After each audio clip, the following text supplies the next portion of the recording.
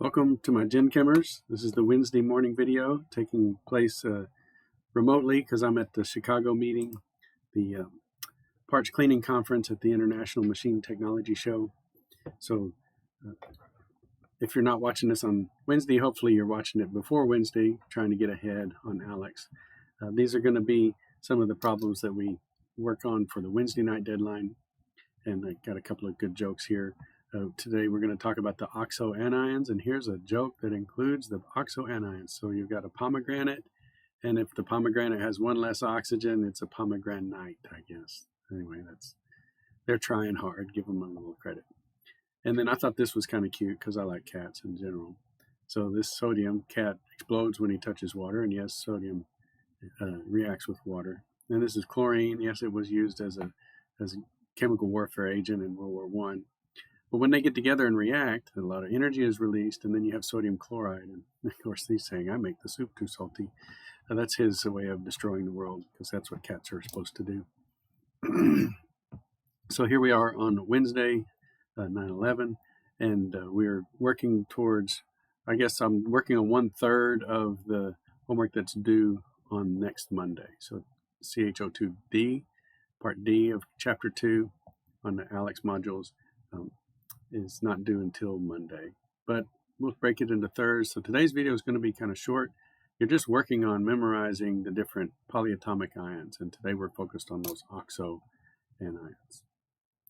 So here's the full list of cations that you should memorize, and there's a few that have the Roman numerals, like these ones on the right, and then a lot of them on the left that you can figure out from the periodic table, or they're just common, like zinc and silver, only having one common oxidation state or typical cation that they form.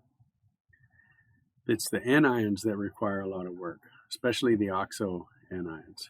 So when we say oxoanions, we're really talking about these right here.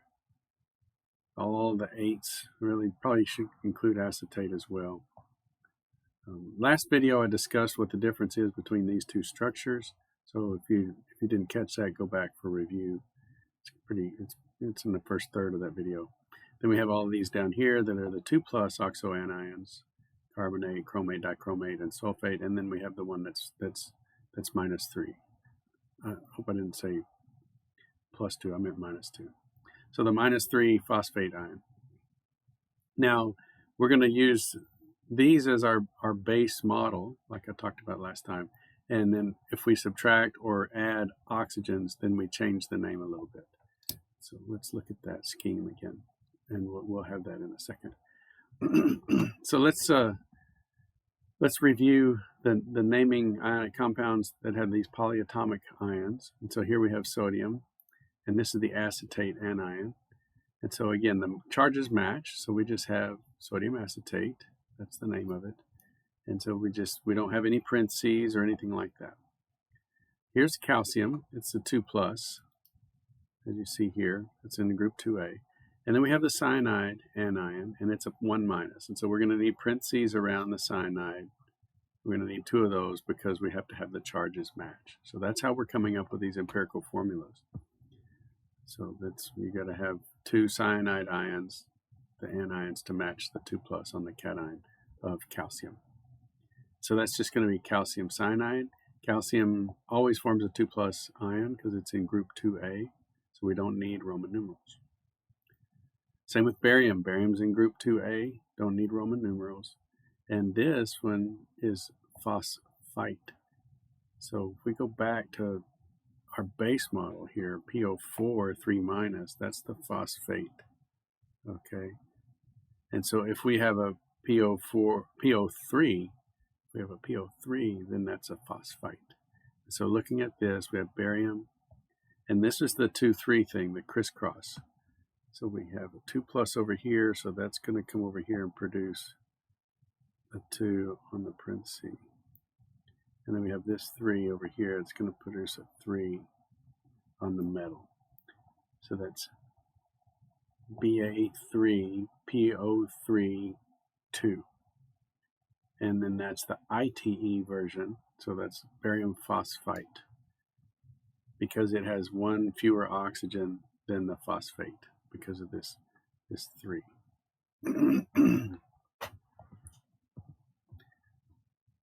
again, it's compared to the base version, the 8 version, right? Because PO3 is one less than PO4, and PO4 is the normal or base model of the phosphorus oxoanion.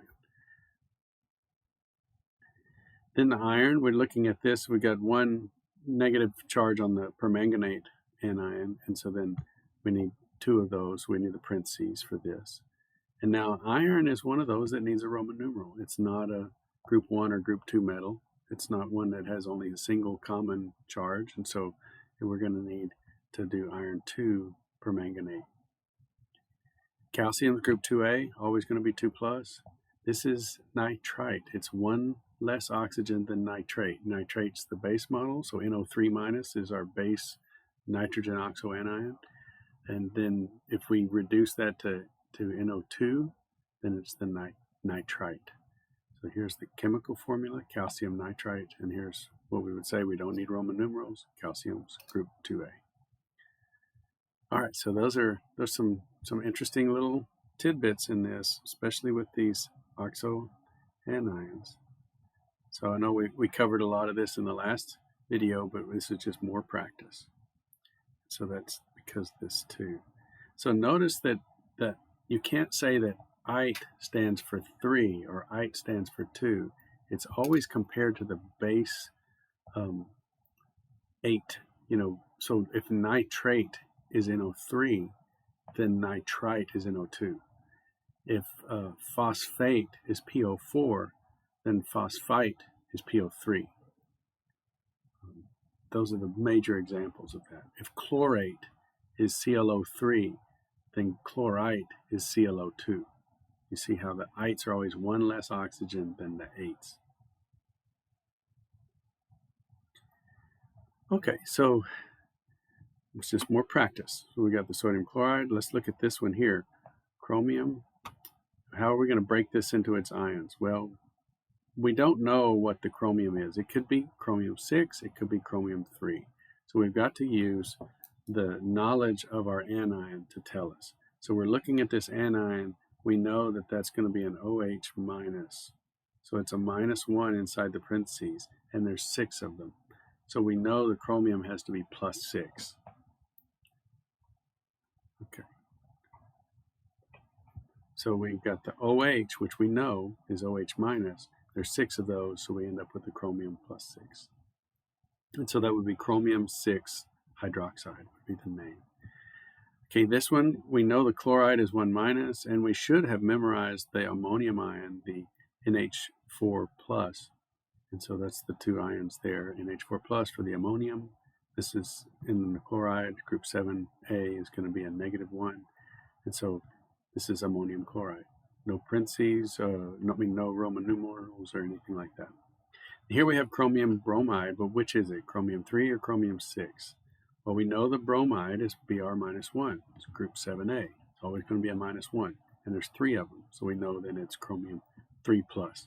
You see, this is what I say is better than Sudoku. You know that you've got this puzzle. You got to find the ions and their charges, and so your little foothold is the bromine. So you know the bromide is -1. And then you look at the subscript, you see there's 3 of those. You know it's -3 on the anion side. So you got to have a +3 on the cation side. Same for iron. Iron can be 2+, iron can be 3+. We know what fluoride is. It's group 7A, one away from the noble gases, wants an extra electron. So it's going to be -. And if we've got 3 of those, we know that the iron is 3+.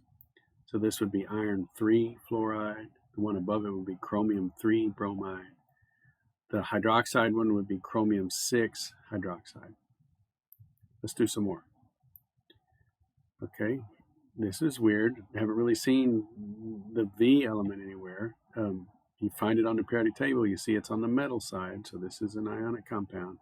So this is vanadium and sulfur. Don't look at this and mess up and use the wrong naming rules like vanadium pentasulfide. That's the wrong naming scheme. But you can bet on an exam, I would put that down as one of the answers. Okay, but that's not how you name a metal and a nonmetal. Now, I've known nothing about vanadium. It's not on my little memorized list. It's not in the periodic table that I had in the last set of notes with the common oxidation states on vanadium, but that's okay. Just like in Sudoku, you got a little foothold, and sulfur is my foothold. Sulfur is in group 6A. If it's in group 6A, it's 2 away from 8. That means it wants 2 electrons. So sulfur, like oxygen, is going to be sulfide. It's going to be a -2. So I know that one first. I got 5 of those. So I know I have the anions all add up to a -10 charge. So my 2 vanadiums have to add up to a +10. So that means they're +5 each. So this is a vanadium 5+. So I would name this vanadium 5 sulfide. So we can write that out. Vanadium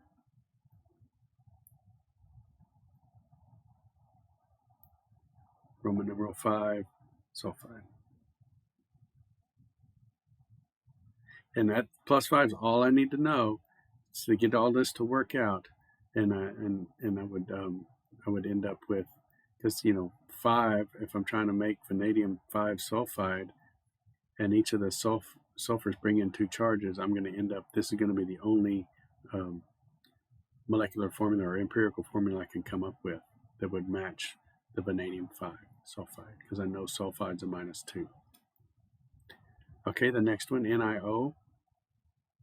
I don't know anything about nickel, but I do know oxide. Oxide is -2, and they don't have any subscripts, so the nickel has to be +2. Here I've memorized ammonium chloride, or I know the ammonium ion, and I know the chloride ion, so I can just write those down. And then we have the phosphate. So PO4 3-. You got to know phosphate's 3-. You got to know sulfate's 2-. You got to know chlorate and nitrate are 1-, and carbonate is 2-. So this is the phosphate, it's 3-. That means the iron has to be a +3. So just more practice, keep doing them.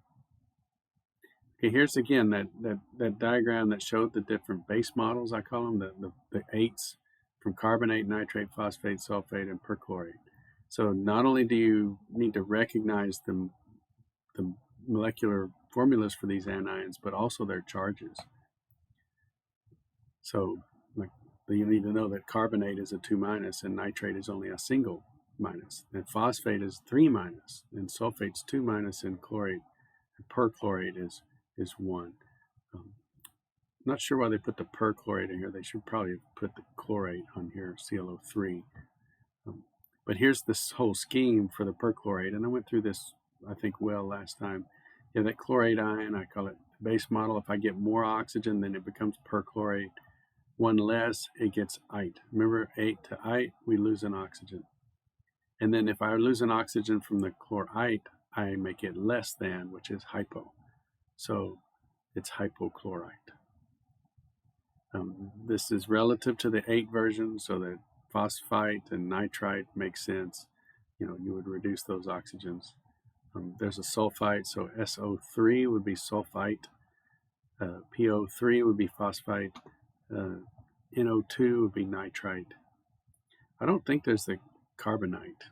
CO2 is just a molecular CO2. So, yeah, I guess you could have a CO2 2-, and you could write it down in theory.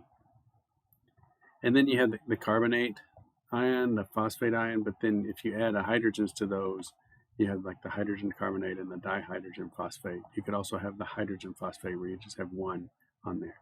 And you got to follow the charges. So when we're adding hydrogens, we're actually adding just the protons. So we're just adding a positive charge in there, and that's why it's reducing the charge of the overall anion.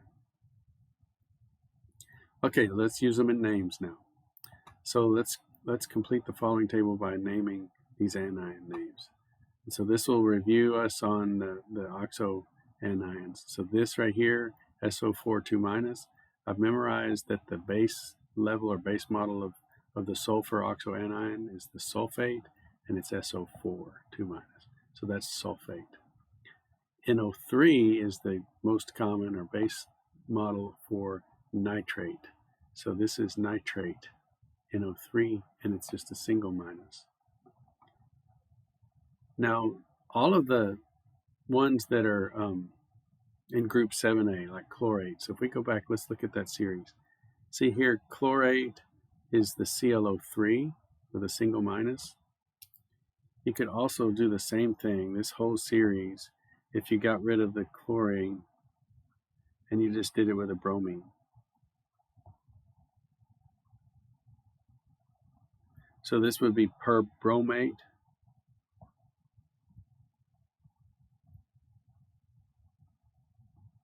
And this would just be bromate. Okay, and if you got rid of it again, this would be the bromite. Okay, and then I guess BRO minus would be hypobromite.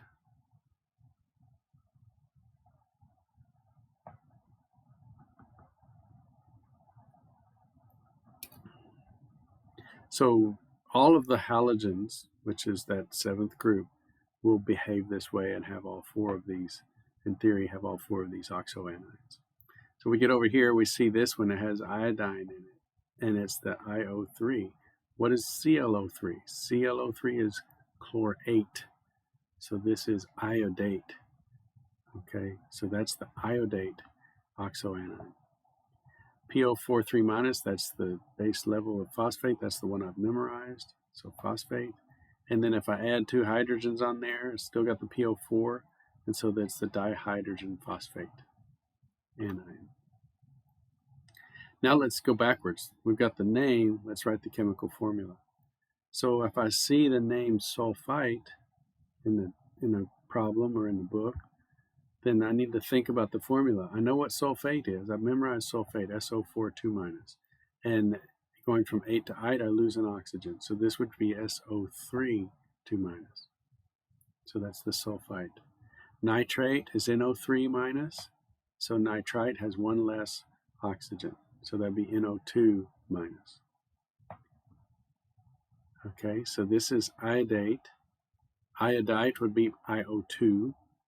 Hypoiodite would lose another one. It would just be IO minus. So that's the hypoiodite anion. If phosphate is PO4 3 minus, then phosphite would be PO3 3 minus. And then if I take the iodate and I add an oxygen, then I put a per in front of it. So then that would be periodate, would be IO4 with still a single minus. So that's all the iodine series of oxoanions. We have all of them here. Well, maybe not all of them. We're missing one.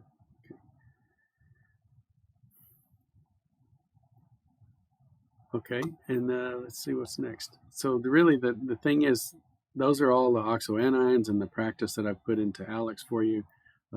This is just, again, a reminder. If you haven't used the polyatomic ion flashcard set in Quizlet, I highly recommend it.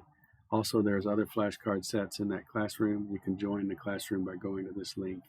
And it's just one of those things where when you see the anion formula, you need to think of the name. And when you see the name in a textbook or the back of your soda bottle, you need to think of the chemical formula.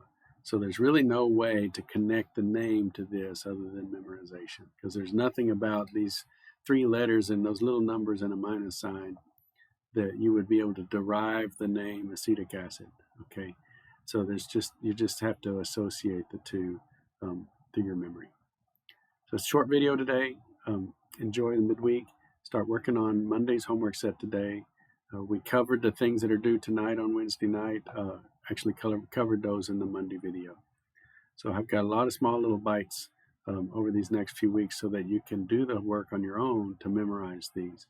So when you finish ALEKS, don't think you're done. Go ahead and go to Quizlet and work on your memory work so that these ions are just like this. Learning to speak like a chemist involves knowing the vocabulary of a chemist. And the vocabulary of a chemist is all of the names of the chemicals that they use. How are you going to know when I say we're titrating nitrous acid with such and such solution of sodium hydroxide or something. If you don't know the names and how to get to the chemicals, you'll never be able to know the molecular formulas. You won't be able to write a balanced equation based upon the text that's written out in the problem. So this is the translation part. You need to study the language of chemistry, and converting names into formulas and formulas into names is indispensable. So this is the sort of foreign language part of our course. If you don't learn the vocabulary, you can't make sentences, you can't make paragraphs. So that's your language analogy of the course. All right, have a great week and keep studying. Thanks.